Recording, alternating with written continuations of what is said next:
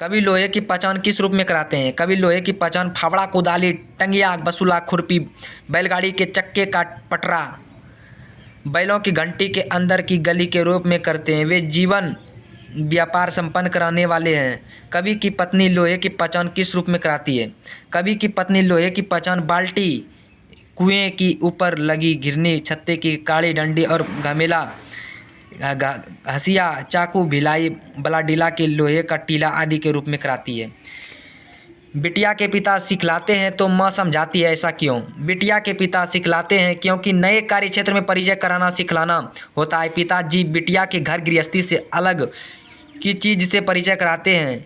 फावड़ा, कुदाल, टंगिया, बसुला, खुरपी आदि बेटी के लिए बाहरी दुनिया की चीज़ है। इस प्रकार अपने कार्य क्षेत्र से अलग अलग की चीज़ों को जानना सीखना है। अपने ही कार्य क्षेत्र का विस्तार करना समझना होता है। जैसे माँ बेटी को घरेलू चीज़ों की विस्तृत कर बताती है, उसे समझाना कहते हैं।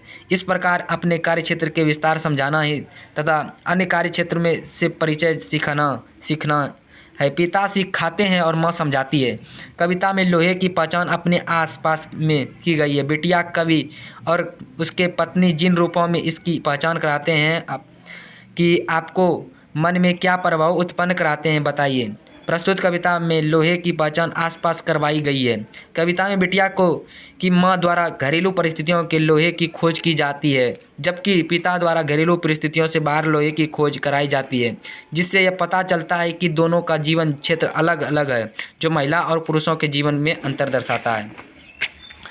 मेहनत कश आदमी और दबी सताई बोझ उठाने वाली औरतें में कवि द्वारा लोहे की खोज का क्या आशय है? लोहा कठोर होता है, जो शक्ति का प्रतीक है, जो मनुष्य के दैनिक जीवन की कई आवश्यकताओं को पूरा करते हैं। ठीक उसी प्रकार मेहनत का आदमी अपने मेहनत से अपनी हर आवश्यकताओं को पूरा करता है। ठीक उसी प्रकार महिलाओं दबी सताई बोझ उठाकर अपने कार्य को पूरा करती है और अपने जीवन को आगे बढ़ाते हैं। यह कविता एक आत्मीय संसार की सृष्टि करती है, पर यह संसार बाह्य निरपेक्ष नहीं, इसमें दृष्टि और संवेदना, जिजीविषा और आत्मविश्वास सम्मिलित है। इस कथन की पुष्टि करें। यह कविता एक परिवार का इर्द गिर्द घूमती है।